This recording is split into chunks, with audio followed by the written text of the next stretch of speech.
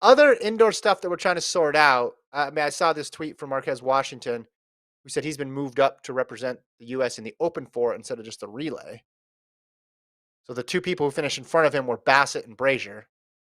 Not sure what that means in terms of who scratched out of the Open, if it was Bassett or Brazier. Brazier doesn't post a whole bunch of stuff. Bassett posted next stop, Serbia.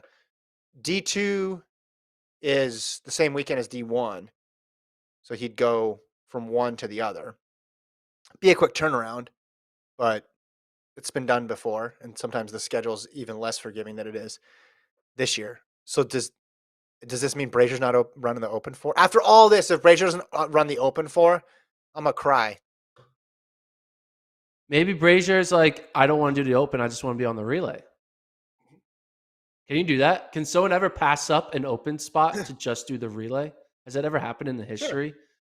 A 400-meter runner Probably not. has decided to withdraw from an open event and only do the relay. That has never happened in the history of track and field.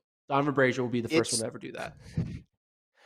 It's part of Donavan Brazier's long and weird history, or short and weird history in the 400. Yeah, after all the DQ drama to get in, he said he was doing it to get in the 4x4. We should have taken him seriously. Like, literally, that's all I want. I don't want anything else.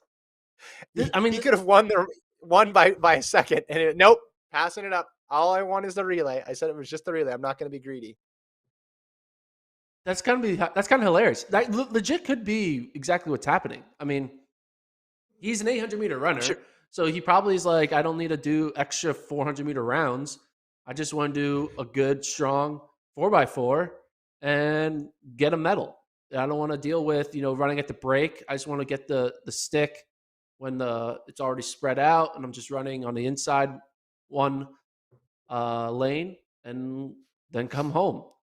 I think that's what's happening. I mean, I'm not reporting this, but that's what I think. And it's kind of wild. Again, I don't think there's ever been in the history of track and field a person who finished in the selection ranking for the 400 meters opt to scratch the 400 but stay in the relay. Normally, they scratch because they're hurt or they're not doing it all together.